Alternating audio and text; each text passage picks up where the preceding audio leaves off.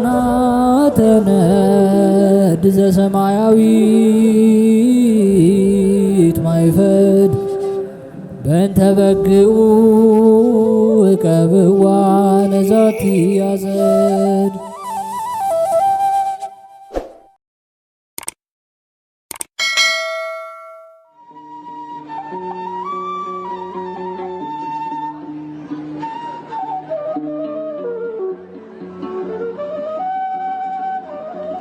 በስመ አብ ወወልድ ወመንፈስ ቅዱስ አሐዱ አምላክ አሜን። ሰላም እንደምን ቆያችሁን ውድ የሊቃናት ሚዲያ ቤተሰቦቻችን፣ አሜን። የእግዚአብሔር ስሙ ከዘላለም እስከ ዘላለም የከበረ የተመሰገነ ይሁን። በዛሬው ቪዲዮ ይዘንላችሁ የምንቀርበው ጥር 29 የሚነበብ ስንክሳር ሲሆን ለዚህ ቁም ነገር አዘል ቻናል አዲስ የሆናችሁ እህት ወንድሞቻችን ይህንን ቁም ነገር አዘል ቻናል ሰብስክራይብ በማድረግ የደወል ምልክቷንም በመጫን ቤተሰብ እንድትሆኑ ከወዲሁ የአክብሮት ግብዣችንን አቀረብን። ወደ ቪዲዮ እንሂድ። መልካም ጊዜ። ጥር 29 የሚነበብ ስንክሳር የጌታችን የኢየሱስ ክርስቶስ የልደቱ መታሰቢያ። ጥር 29 በዚች ቀን ከድንግል እመቤታችን ማርያም ጌታችን ኢየሱስ ክርስቶስ የተወለደበት የበዓሉ መታሰቢያው ነው። ለእርሱም ክብር ምስጋና ይሁን፣ ይቅርታውና ቸርነቱም በላያችን ይሁን ለዘላለሙ አሜን። ዕረፍታ ለአክሳኒ።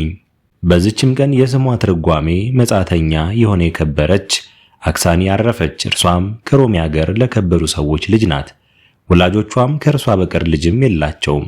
እርሷም የምትጋደል ሆነች። በቀንና በሌሊትም ትጾማለች፣ ትጸልያለች። በሮሜ ሀገር ወዳለ የደናግል ገዳም በመሄድ ከእሳቸው ጋር ታገለግላለች።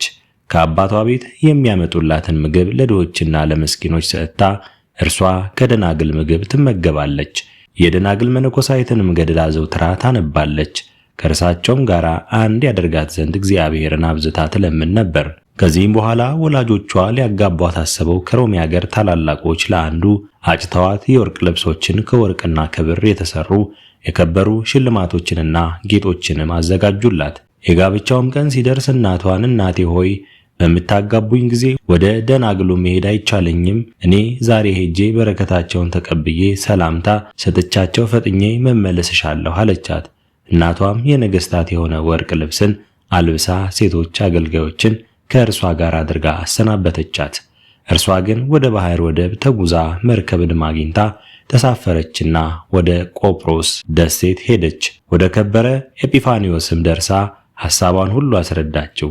የከበረ ኤጲፋኒዮስም ወደ እስክንድርያ ሀገር ሰደዳት። ወደዚያም በደረሰች ጊዜ በሕልሟ የከበረ ሐዋርያው ቅዱስ ጳውሎስ ተገልጾ ስሙን ነገራትና የምትሰራውን ሁሉ አስተማራት። በማግስቱም ሊቀ ጳጳሳት ቴዎፍሎስ ገባች።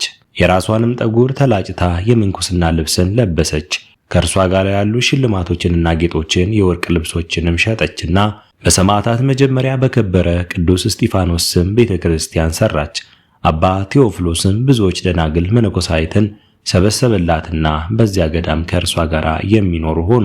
ይህችም ቅድስት አክሳኒ ታላቅ ተጋድሎን ጀመረች።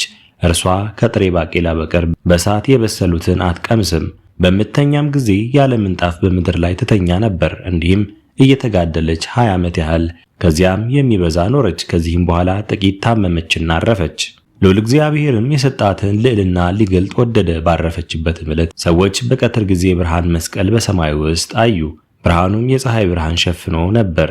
የሚያበሩ ከዋክብትንም አክሊላትንም በዙሪያው ሆነው ስጋዋን ከደናግል ስጋ ጋር እስካኖሩ ድረስ የሚያበራ ሆኑ። ከዚህም በኋላ ተሰወረ። ይህም ስለ እርሷ እንደተገለጠ ሕዝቡ አወቁ።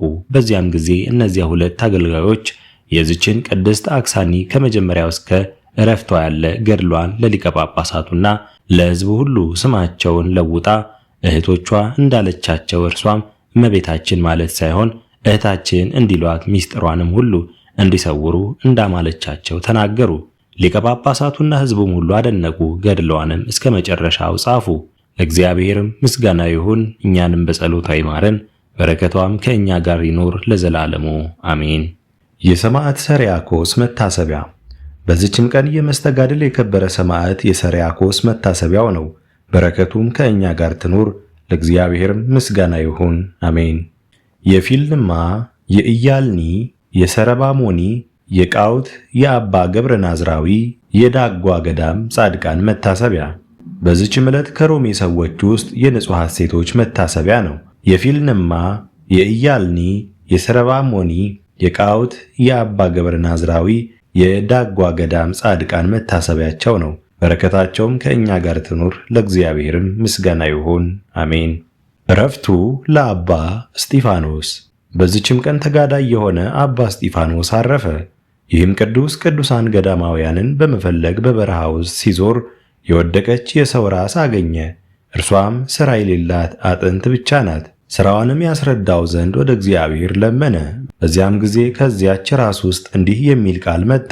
እኔ በብዝበዛ ጭምር የማተርፍ ነጋዴ ነበርኩ፣ መመጽወትንም አላውቅም። በእኔ ዘንድ ካለው የገንዘብ ብዛትም አልጠግብም ነበር። በአንዲትም ዕለት ወደ ንግድ ሩቅ ወደ ሆነ ሀገር ስጓዝ ውሃ ወደሌለበት በረሃ ደረስኩ። የቀን ሐሩርም በጸና ጊዜ ግመሎቼ ሞቱ፣ ባሮቼም ሸሹ፣ ብቻዬንም ቀረው። በሦስተኛውም ቀን ዓይኖቼ ከበዱኝ፣ እንደ ፉጨትም ያለ ሰማሁ። ያን ጊዜ ነፍሴ ወጣች። እንደ ሥራዬም ቅጣቴን ልቀበል ወደ ስቃይ ቦታ ወሰዱኝ። አንተም በለመንክ ጊዜ ሥራዬን እነግርህ ዘንድ ወደ አንተ አመጡኝ።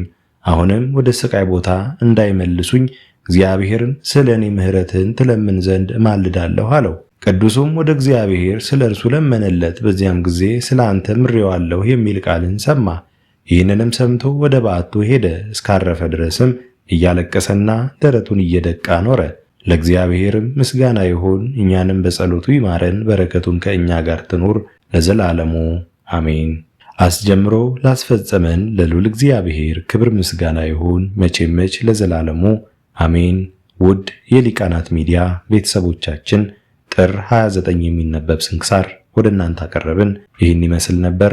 በቀጣይ በአዲስ ክፍል እስከምንገናኝ ድረስ እግዚአብሔር ቸር ያቆየን። መልካም ጊዜ